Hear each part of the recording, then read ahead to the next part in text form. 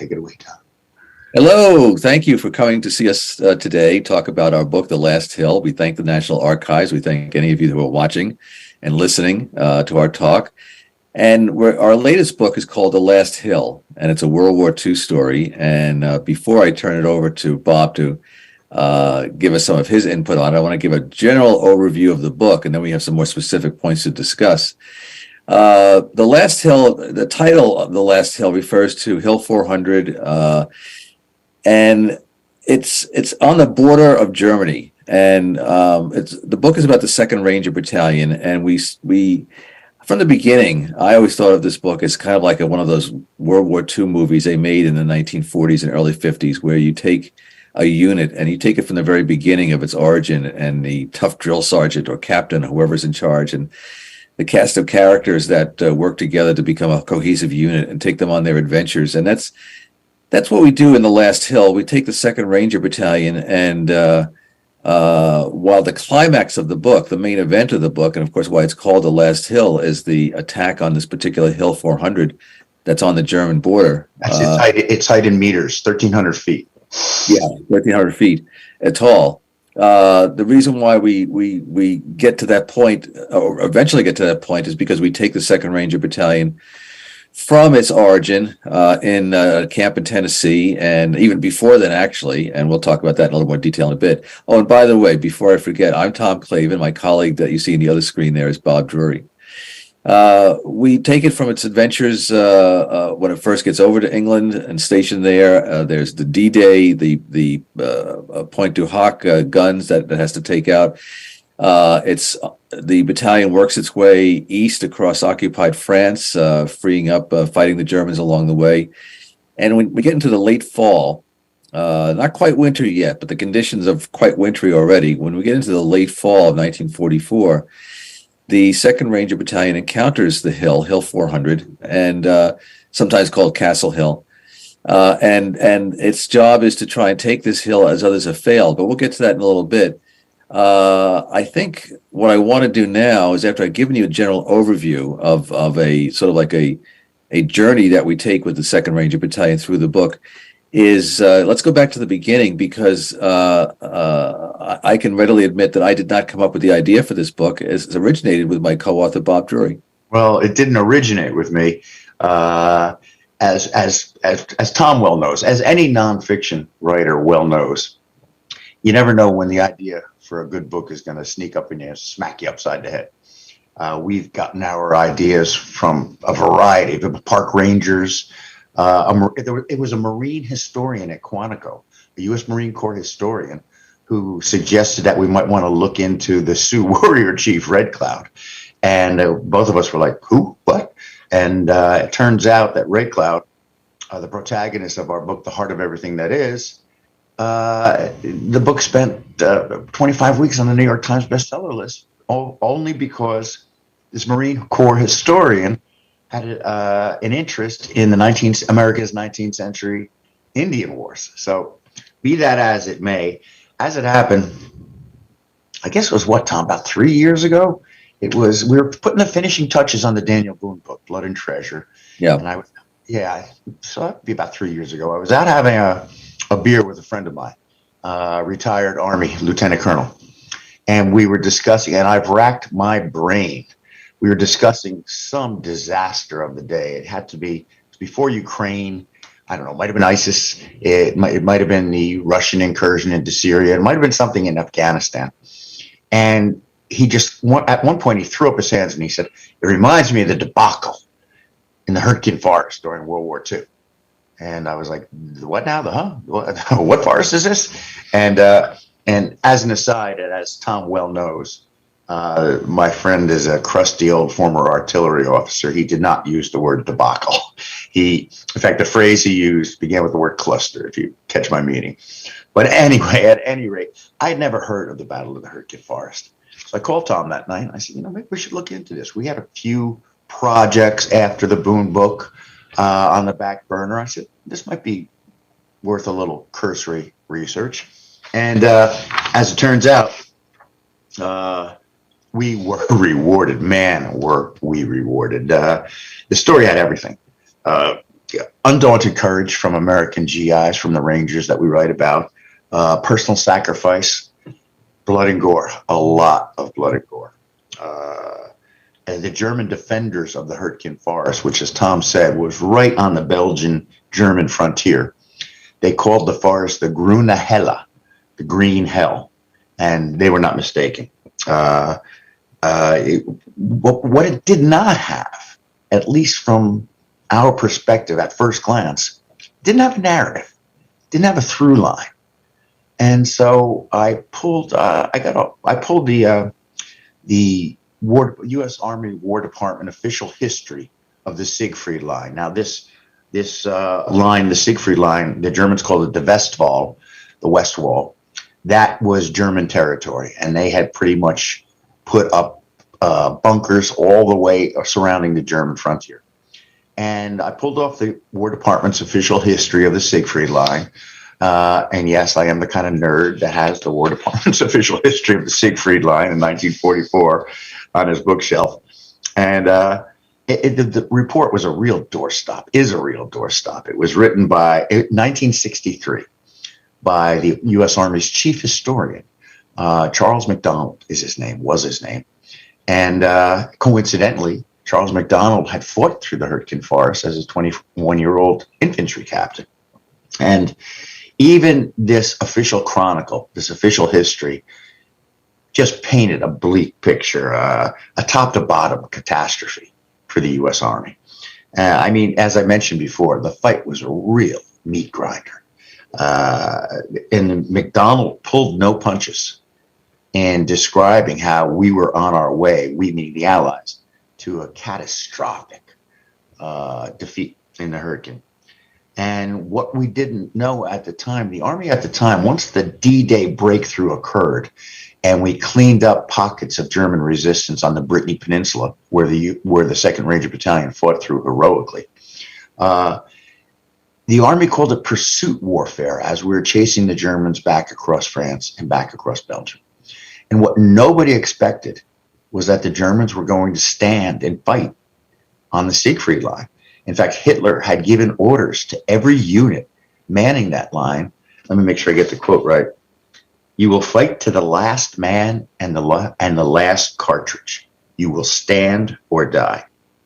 So this Hurtgen Forest is right on the frontier, and across this 70 square mile gloomy woodland. It's wet, it's cold, it's dank, it's snowing or raining, freezing rain every day. The Battle of the Hurtgen Forest was something right out of the imagination of the Brothers Grimm, only, as I mentioned, with more blood. And the ultimate objective, as Tom mentioned, of the Battle of the Hurtgen Forest was to take Hill 400, its height in meters, 1,300 feet, the last hill, of course, of our book title. Now, Hill 400 was the highest mini mountain, kind of straddling the eastern edge of the Hurtgen Forest. And beyond Hill 400 was the opening into Germany's heartland. And Allied Supreme Commander Dwight Eisenhower, he wanted to break through this opening into the heart of Germany before the end of 1944. That's where the saying came from, end the war in 44. Eisenhower believed, he thought he thought the Allies were going to win the war, but he thought that if the Germans had time to regroup over that winter, that would extend the war another 6 to 8 months with, of course, the concurrent casualties and deaths. And so what he did was, at the last minute, things were going so bad, we had sent and unbeknownst, I should point out here that unbeknownst to Eisenhower or any of his intelligence officers or any of his commanders, one of the reasons the Germans were fighting so hard along the Siegfried Line, particularly in the Hurtgen Forest, was because behind Hill 400, Hitler was amassing 40 divisions for a massive counterattack, of course, that became known as the Battle of the Bulge. And so from the top of this Hill 400, German artillery spotters could see the entire forest. And they were directing massive, continuous, and murderous artillery fire at the soldiers, the GIs, the American GIs who entered this woodland. And at some point over September, October, and November of 1944, disparate regiments from 4 separate U.S. Army divisions sent close to 50,000 men into this forest, and they incurred 15,000, nearly a third were casualties. And the Americans were not only facing this artillery barrage, it was raining artillery, but the Germans, as they retreated to the Siegfried line, they had strewn the forest floor with, let me make sure I get the word right, my German is not, this wooden TNT packed Schützendosenminen. These were little mines that the GIs called them shoe mines, because if you stepped on one, they'd blow your boot off with your foot in it. And the Americans were also facing, as they entered this forest, scores of bunkers manned by thousands of Germans with 50 caliber machine guns. I mean, so the combined Siegfried line defense, shells, mines, bunkers, murder holes, the GIs called these bunkers. They took down these 15,000 Americans. And as the historian Charles McDonald, I mean, this line just stuck with me. I want to make sure I get this right, too. Across a 20-mile front, McDonald writes in his official history, there was 1 man down for every 3 feet gained. For every 3 feet gained. Think about that. You take a step, that's 3 feet. 1 man down across a 20-mile front. And so anyway, Tom and I got to talking. I know this is inside baseball, but it's funny. The 2 questions that Tom and I get most are how do 2 people write 1 book? And 2, where do you get your ideas from? So I'm going to give you a little inside baseball here. You already noticed a beer in a bar with a former Army lieutenant colonel led to the idea. But as we looked further and further into it, did more and more research and reporting, we were thinking to ourselves, no wonder people haven't written about the Battle of the Hurtgen Forest. I mean, it's certainly not the most uplifting of stories. Frankly, most historians and authors who write about World War II, they'd rather write about D-Day and maybe the liberation of Paris before the Battle of the Bulge. I mean, who's going to want to read about this depressing story? But then we hit on something.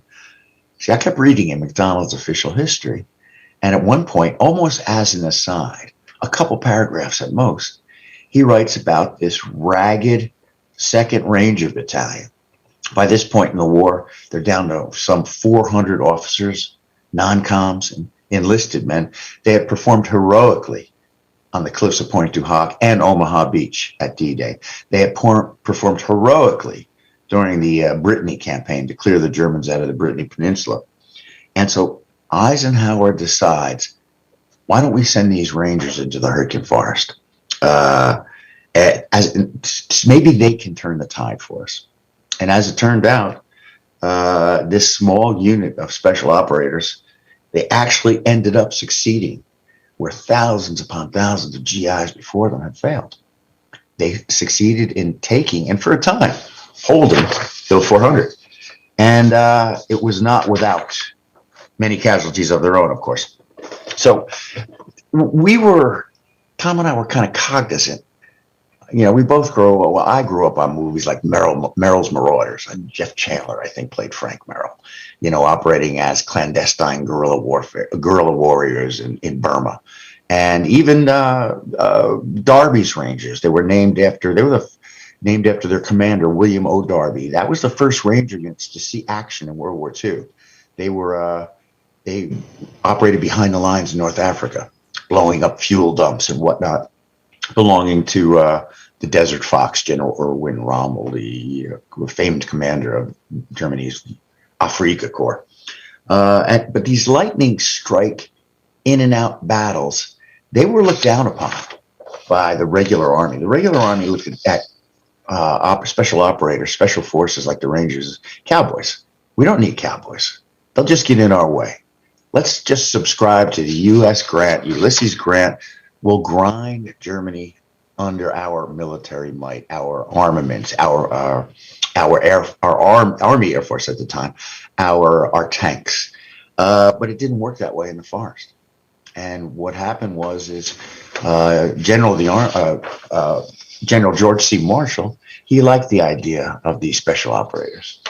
And so he set up several of the regiments and battalions who first went into North Africa and then later went into France during D-Day. Now,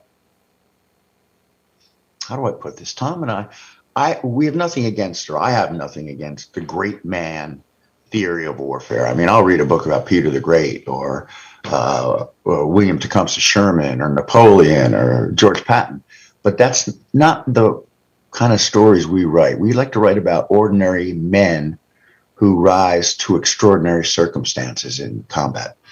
And these Rangers, it looks like they might fill the bill for us. So in order to find out the answer to that famed question posed by Butch Cassidy and the Sundance Kid, who are these guys? We started doing a little digging. And we started, and to our good fortune, the 2nd Ranger Battalion's commander, Lieutenant Colonel James Earl Rudder, Big Jim Rudder, his men called him, behind his back, of course. His papers, we started with his papers at the University of Texas. Now, Rudder was old school. He had anchored Texas A&M's offensive line as a center. He was an All-American center in the era when they played with leather helmets and no face masks. And so we started going through Rudder's papers. Tom and I have always found that 2 words kind of sum up what makes our narratives, contemporaneous writings. And to our great good fortune, Rudder was, and his papers, of course, he had official after-action reports and unit biographies and unit newsletters, but he also was an inherent letter writer to his wife, Margaret. Chick was her nickname, Dear Chick. We kept coming across, Dear Chick, Dear Chick, Dear Chick. At one point, I thought we might call the book Dear Chick, but Tom talked me out of it. And it was from these personal letters that we got, or we were beginning to feel that we're getting what we need here. At one point, Rudder wrote to Chick about one of his lieutenants, Bob Edlin. The Fool Lieutenant was his nickname because once the 2nd Ranger Battalion got overseas, Edlin volunteered for so many behind enemy lines patrols that they just started looking at him saying, this man's a fool. He's a fool. And as it turns out, during the war, Rudder came to consider Bob Edlin kind of like a surrogate son. And in his letters, we discovered that he had exhorted Edlin that when the war was over, put your memories down on paper. And sure enough, that's what Edlin did. And Tom finds these 2 elderly sisters in Minnesota who had transcribed Edlin's memories, his personal memories. I mean, this is gold mine kind of stuff. In another letter, we were kind of surprised. Lieutenant Colonel Rudder wrote to his wife, Dear Chick, he wanted to put one of his platoon sergeants, Sergeant Len Lamel, he wanted to put him up for the Medal of Honor for his actions during the June 6, 1944 invasion of France. Now, Lamel had talked Rudder out of this because Lamel was aware that any Medal of Honor recipient was immediately pulled from a combat posting. The War Department was not going to risk a Medal of Honor recipient being killed or, worse yet, being captured by the enemy and paraded around. So, I mean, Len Lamel, he said no.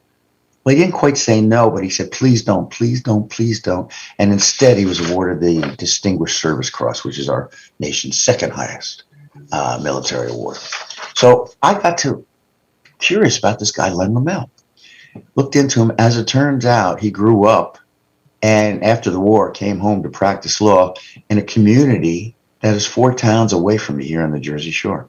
So I went and I started nosing around the library, and it turns out I found out about this now Len Lamel was long dead. He died in 2011 at the age of 91.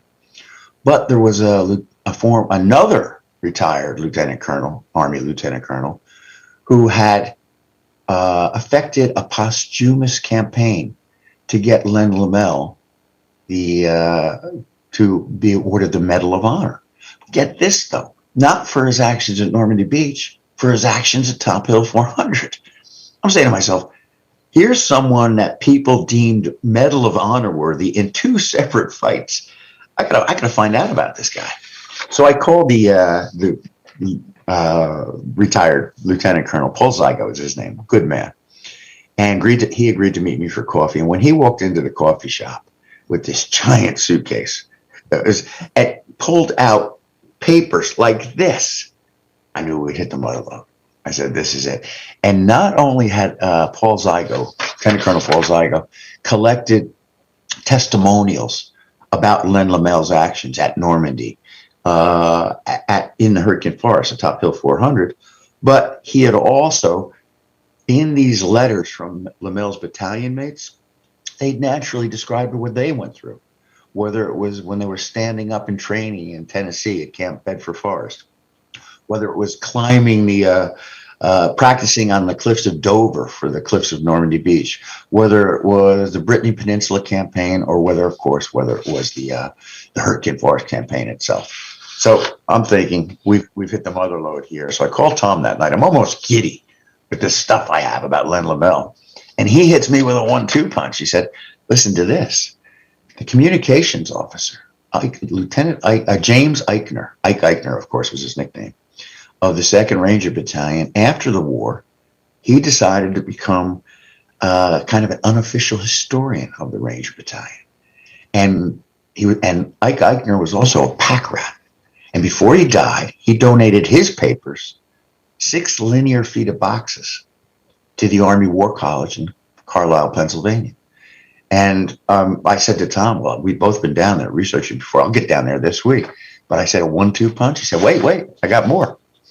Tom had also tracked down the only living son of the battalion's chief surgeon, Dr. Walter E. Block, Doc Block, of course they called him.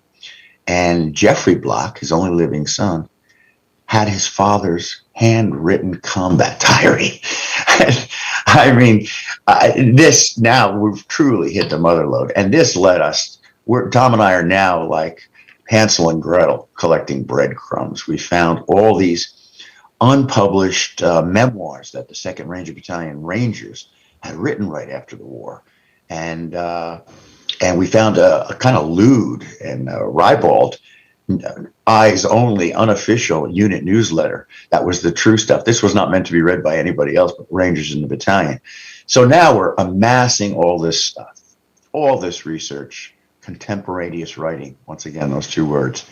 And we know we have a book here. We know that there's a narrative. This is not to, of course, our book is informed by official after action reports and S2 summaries, military intelligence summaries, and biographies and autobiographies, but it's the personal stuff, the journals, the diaries, the letters home, dear chick.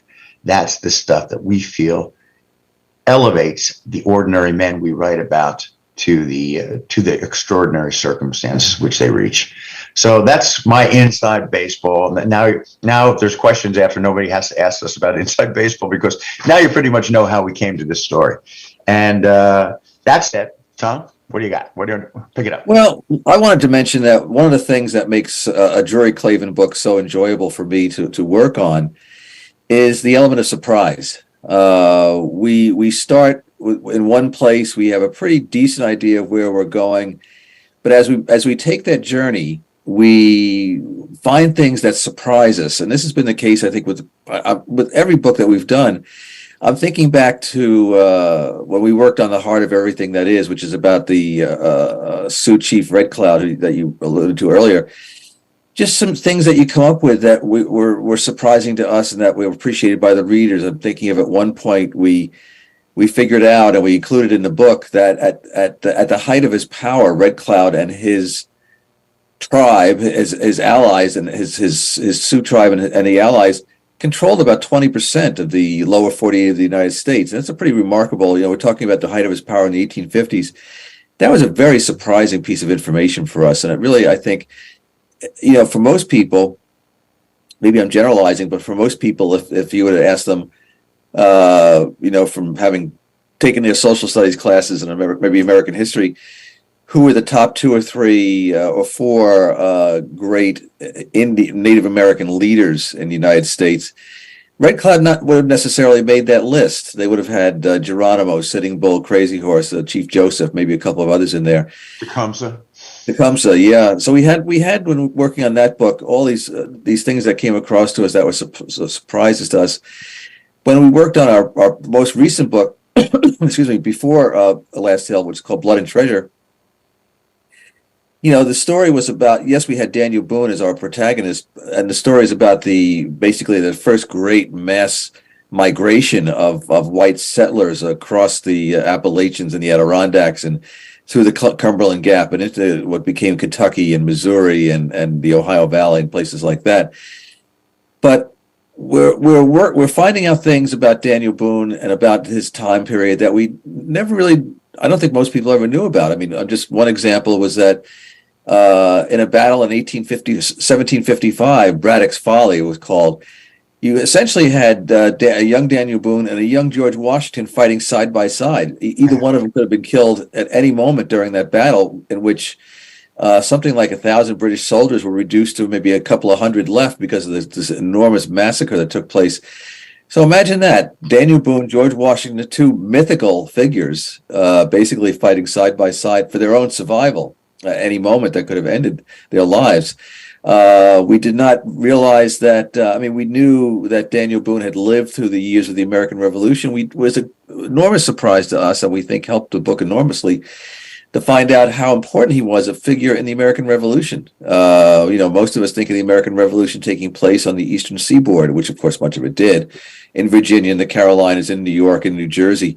But the Boonesboro outpost in Kentucky, that it survived repeated assaults in 1778, made a big difference to the Western front of the war, and which, if it had been lost, would have had an impact on the Eastern front of the war too, with Washington forced to fight a two-front war. So it's interesting that they survived fighting side by side, and then they also were kind of connected years later. And I think with The Last Hill, we found some surprises along the way here that we found. I was just going to ask you, what's your commensurate surprise? What jumps out at you as, whoa? A couple of things immediately. One is that we take for granted now that special forces in our military, the SEALs, the Navy SEALs, the Green Berets, other special forces units, the creation of Rangers. Now, of course, as we explain in the book, there had been Rangers in American history before. There was, Rogers Rangers and during the French and Indian War, and as a precedent for a Ranger unit or concept in the American military. But the special forces idea concept was an alien one to the American military in the late 30s and 19 early 40s. They thought it was kind of, the British employed it. The British, of course, entered the war in 1939 when they in Germany declared war on each other. The special forces that the British employed went behind enemy lines. They committed espionage acts. They did demolition. They did everything they could to disrupt rail lines. They tried to capture prisoners so they could interrogate them. And the Americans at first, a lot of the American military brass were kind of put off by that because they thought, well, there was an expression like it was ungentlemanly. Gentlemen don't read each other's mail. It was like kind of the spy craft that the British were employing, and the demolition work was kind of like an unfair way to fight a war. You fought a war, as Bob mentioned before, the Ulysses Grant way of doing things, where you kept pounding away until your enemy wore out or submitted. But war was different. War was changing. You couldn't really afford that World War I, noblesse oblige kind of mentality anymore in World War II. So I think to find out that the American military, and thanks to George C. Marshall, who saw Churchill was a big proponent of it, and Marshall listened. So I think to find out that the Rangers were a new concept that had to be almost the American military had to be dragged kicking and screaming into creating the first Ranger Battalion, which Bob referenced before as Darby's Rangers, and then the second Ranger Battalion, which is our protagonist, our main unit throughout the book. I think another surprise, and I don't want to give away too many surprises of the book because I think they're in every chapter, but the the Rangers had been written about before. I mean, Douglas Brinkley, for example, had written a book called The Boys of Point du Hoc about the Rangers' activities on D-Day. And that book was written for the 40th anniversary, I believe, in 1984, when President Ronald Reagan went over to Normandy to give a speech about D-Day, and was especially honoring the Rangers. But what was not written about was what happened after D-Day to the Rangers as they plodded away with the other Allied forces across France to where we get to our climactic moment. And I think one of the big surprises to me, and you referenced before Bob Edlin, who is our full lieutenant, is that the Brittany Peninsula, the campaign that they waged there, included this. I mean, I still find, I know it's in our book, we researched it, we wrote it, I still find it rather unbelievable, the story of the fortress that fell, and how it came about. I don't want to give away too many details because I think it's a fascinating aspect of the story, of the entire story of the Second Rangers. But let me put it this way. You had Bob Edlin and three of his comrades who were known as the Fabulous Four because of their exploits behind enemy lines and in their search at parties and scouting parties and missions that they undertook basically ad hoc. I mean, Colonel Rudder knew they were taking place, but he sort of like turned a blind eye to them. Like, I don't really want to know what you guys are doing, but just come back, just don't get killed. Keep doing it. Keep doing it because it's having amazing results. We're getting intel from what you guys are doing. And they came to this fortress that housed 800 German soldiers. And without going into too many details, these four guys forced a fortress of 800 German soldiers to surrender to them. And that was an enormous surprise. And as luck would have it, Louis Gannett, who was one of the more active and celebrated reporters, war correspondents for the American newspaper industry in World War II, he was there as reports were coming in about this fortress being captured by 4 American Rangers. He was there and actually filed a story. So as Bob was referring to contemporaneous accounts, that story was one of the bases of being able to report about this fortress that was dropped. I think that was caught. I think that one of the things that surprised me too is that we have going back to something Bob mentioned before. You know, the movies of Hollywood, Merrill's Marauders, things like that, A Walk in the Sun, some of those celebrated movies about American soldiers that were made even during the war. Purple Heart, I think, was another one. Iwo Jima, about the Pacific Theater, is that you have this great combination of unique personalities that are our privates, our corporals, our sergeants, our officers. And, you know, Bob referred to Len Lomel, and we referred to the full lieutenant, Bob Edlin. But, you know, I think Bob might want to talk just a little bit about the other men that were part of the 2nd Ranger Battalion, who are really kind of unique, indelible characters. You get to know them. They're sort of another version of there are Band of Brothers. There are some similarities to the Band of Brothers story to the 2nd Rangers because of their repeated involvement in all these actions across Europe in 1944.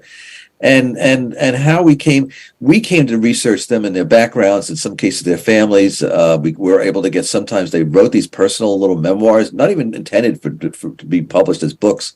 They were done sometimes with their families. I think Ralph Goranson did one.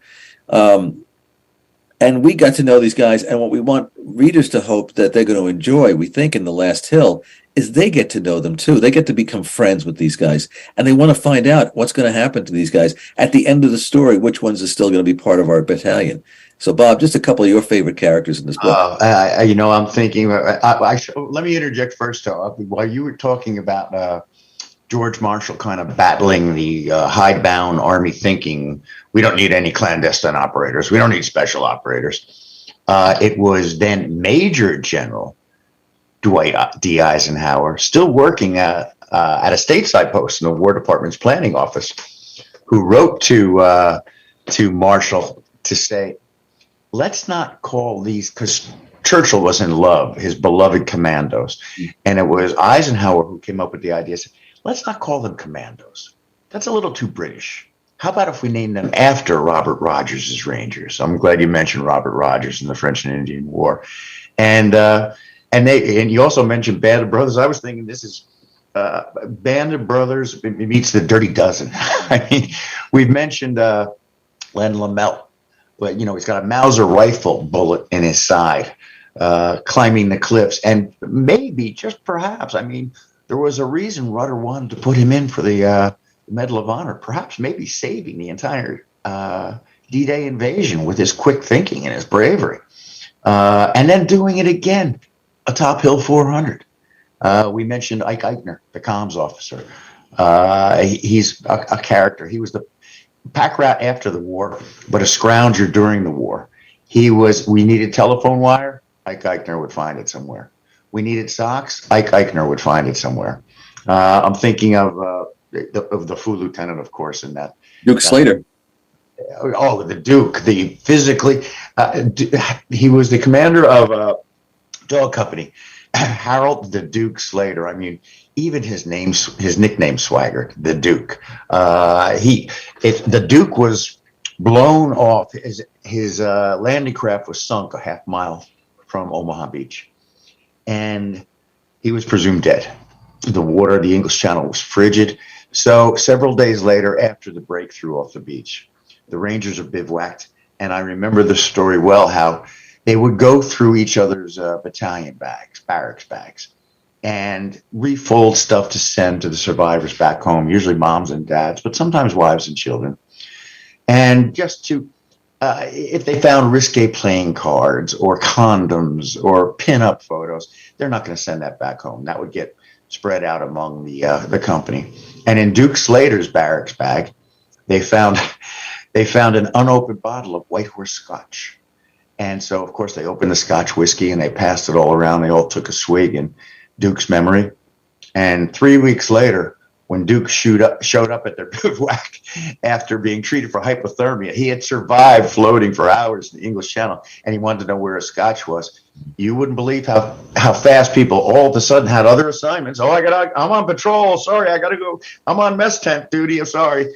I mean, how about the daring trek? I mean, here's Captain Otto Masney of Fox Company. Big Stoop, they called him. That was his nickname. Everybody had a nickname. Ike Eichner, Len Bud Lamel, Big Stoop Masney.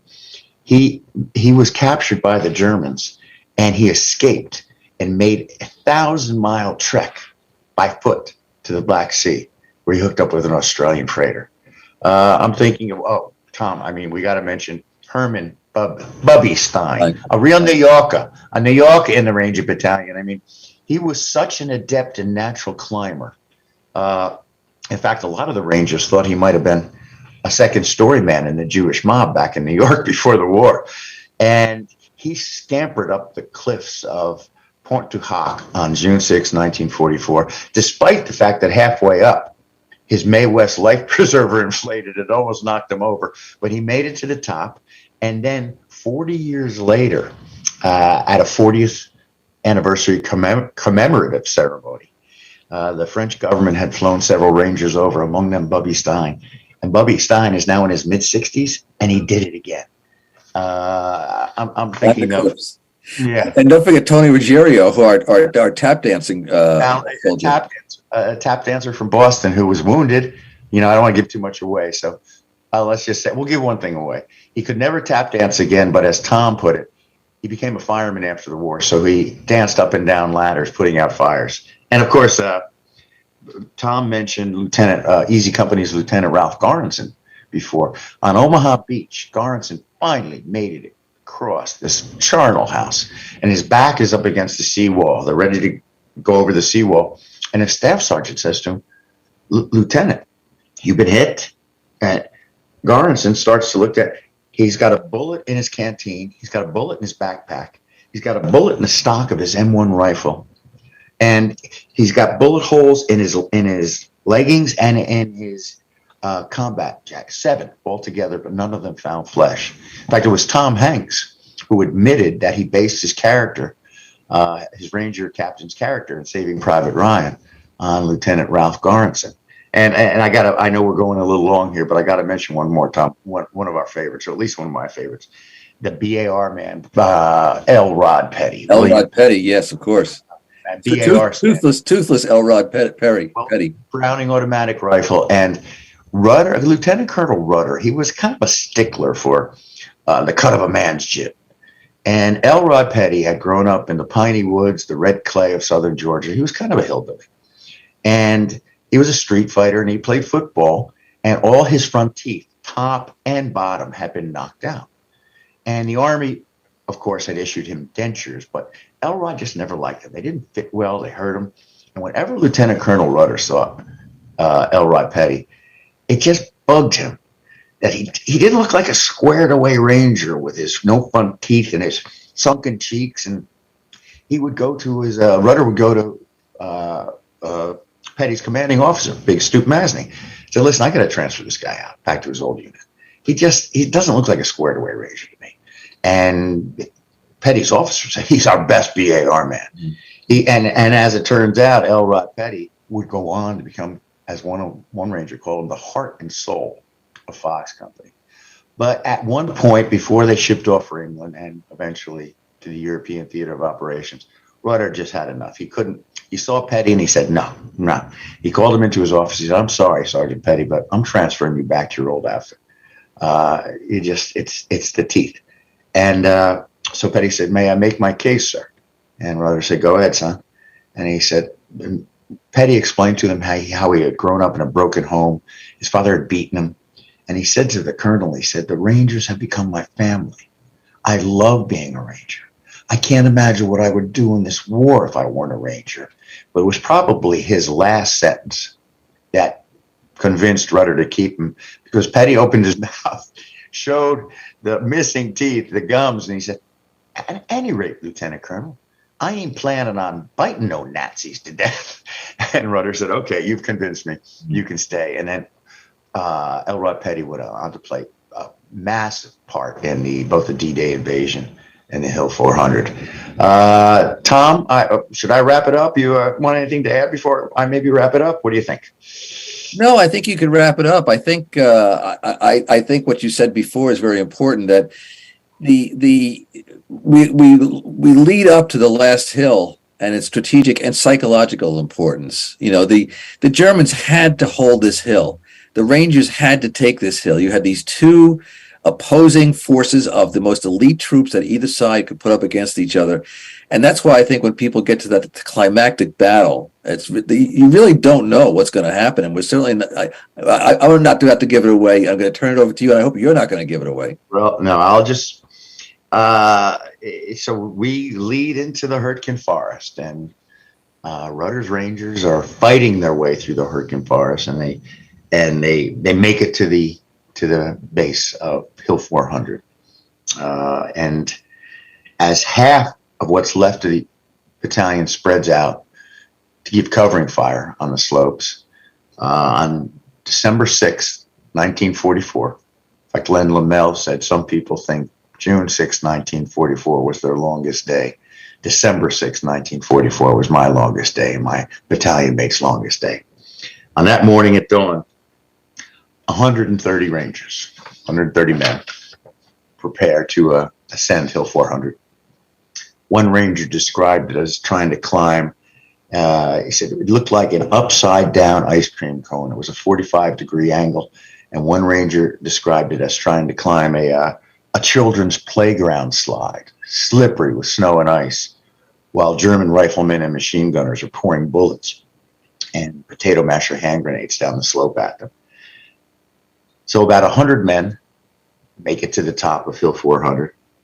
And after vicious hand-to-hand fighting, neither side had time to reload. They're wounding each other. They're killing each other with their entrenching tools, with their trench knives, their K-bars, with their helmets. Men are fighting with their helmets.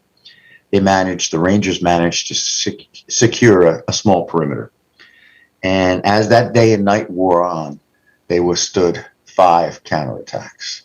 Heinrich Himmler had promised any unit that can take back Hill 400, every man in the unit would receive an Iron Cross, first class. That's how bad the Germans wanted this hill back, because they were preparing for the Battle of the Bulge, not far to the east. But the Rangers withstood these attacks, and amid these attacks were a continuous battering of artillery, a rain of artillery falling on them day and night. By the next morning, they did a head count, and those 100 men who had made it to the top of the hill, they're down to 50. 2 more German counterattacks. And by noon, Lieutenant Len Lamel, he had received a field promotion from sergeant. Lieutenant Len Lamel, the only officer, the only Ranger officer left standing at the top of Hill 400, he does a head count. Got 22 effectives left. And these include several men who had crawled out of this makeshift aid station, wounded men, grabbed their guns and just said, if I'm going to die, I'm going to die on the line. So Len Lamel calls the only 4 non-coms who are still effective left standing. And he says, I know U.S. Army is not a democracy, but just this once, I'm going to change the rules. We're going to take a vote. We can retreat back down the west slope of Hill 400, maybe regroup with whatever Rangers are still standing down there and retake the hill again, or we could stand and fight. I'm going to let you men vote, and I'm going to vote with you. But before he did that, he nodded down to the eastern slope, and at the base of Hill 400, not only can the Americans see that the Germans are regrouping for a final counterattack, but they've been reinforced by a company of elite German paratroops.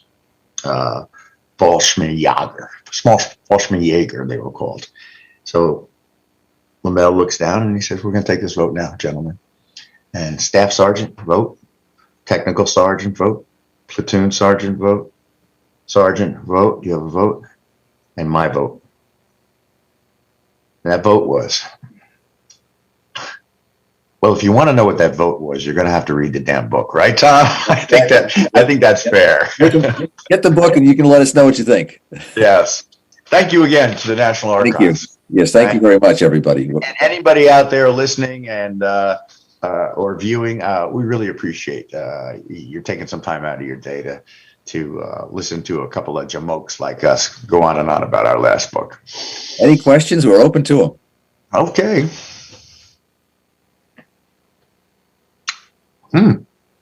I don't see any. I'm looking at my bar, but I guess. So you thought I was going to give the end of the book away, didn't you? I was about to start singing a song to cover to blot out what you were saying. Okay. A question coming through. Let's hold on for a sec. I see that.